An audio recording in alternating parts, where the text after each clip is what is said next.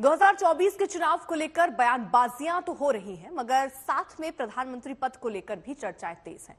Nobel पुरस्कार विजेता और अर्थशास्त्री अमर्त्य सेन ने कहा कि ममता बनर्जी में प्रधानमंत्री बनने की क्षमता है, तो बीजेपी की ओर से पलटवार किया गया कि फिलहाल पीएम पद की कोई वैकेंसी खाली नहीं है।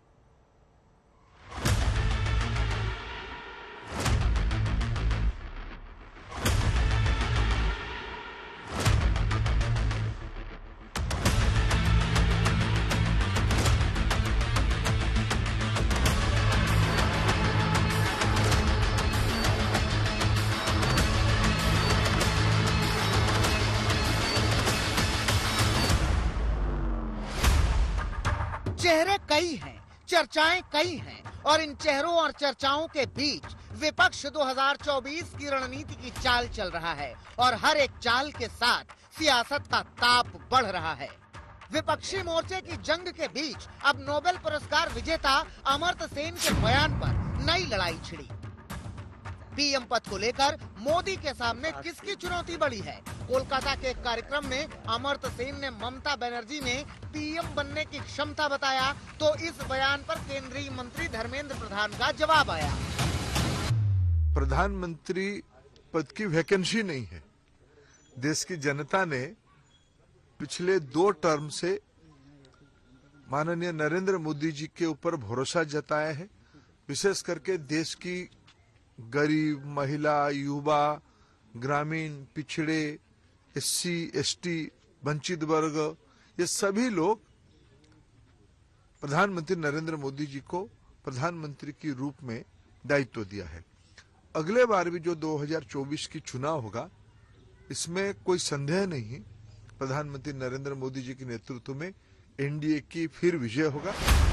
बीजेपी नेता पीएम पद के लिए वैकेंसी न होने की बात कह रहे हैं, तो विपक्षी ऐसे दावों को बीजेपी का अहंकार बता रहे हैं। 24 के चुनाव में आर पार की लड़ाई के लिए खुद को तैयार बता रहे हैं। बीजेपी के अहंकारी नेताओं को शायद ये अब पता भी नहीं कि इस देश में राजतंत्र नहीं है, लोकतंत्र है और यहाँ ईवीएम से कौन इस देश पर हुकूमत करेगा ये तय होगा। आज 2 कार्यकाल प्रधानमंत्री नरेंद्र मोदी जी के नाम जरूर हैं, लेकिन तीसरा कार्यकाल उनके लिए लगभग असंभव इसलिए है कि जिन वायदों के बल पर उन्हें जनता ने अपना आशीर्वाद दिया, आज कहीं न कहीं जनता खुद को छली हुई महसूस कर रही है। धर्मेंद्र प्रधान जी पूरे देश में भारतीय जनता पार्टी के नेताओं के साथ ही दुश्मनी मोल ले रहे हैं। मतलब हिंदी पट्टी के मुख्यमंत्री में इतनी खराबी है कि भारतीय जनता पार्टी में कोई दूसरा चेहरा नहीं है, और जो हमारे गृह मंत्री केंद्रीय बने हुए हैं उनके सपने का क्या होगा। मेन बात यह है कि समाजवादी पार्टी की तरफ से हम लोग जो कहना चाहते हैं, प्रधानमंत्री नरेंद्र मोदी देश में आखिरी बार प्रधानमंत्री हैं। लोकसभा चुनाव में बीजेपी को टक्कर देने के लिए विपक्षी एकजुटता की कोशिश लगातार हो रही है। नीतीश से लेकर केसीआर तक इस अभियान को आगे बढ़ा रहे हैं। कांग्रेसी नेता भी राहुल की भारत जोड़ो यात्रा के जरिए विपक्षी एकता का दम दिखा रहे हैं। इस कवायद के बीच बीजेपी अमर्त्य सेन के बयानों को बेअसर बता रही है। ममता बनर्जी की तारीफ में दिए बयान पर सवाल उठा रही है। देखिए, अमर्त्य सेन इतना दिन सीपीएम का होके काम किया। वामपंथी लोग जब और कोई प्रासंगिक नहीं है, तब इन्होंने तृणमूल कांग्रेस को पकड़ा, सीपीएम से सुविधा लिया।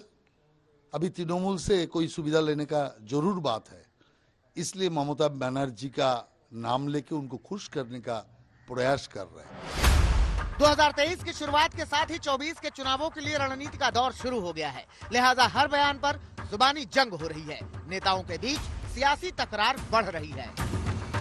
कोलकाता से इंद्रजीत कुंडू के साथ आज तक ब्यूरो।